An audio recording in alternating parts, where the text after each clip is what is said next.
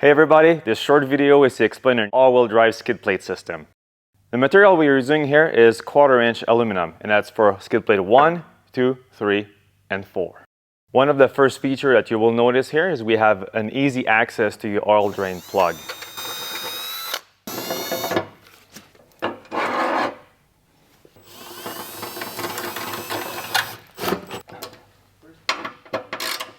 As soon as the all-wheel drive system showed up to North America, we started designing our skid plate systems that you can drive through tall grass, deep snow, cross a river, and even if you don't know what you're driving over, you'll know that your van is protected. We left skid plate number 4 and 3 unfinished, so it's easier for you to see what we are doing. Skid plate number 4 is bolted to skid plate number 3 using 4 stainless steel carriage bolts. So let me show you what we are protecting here.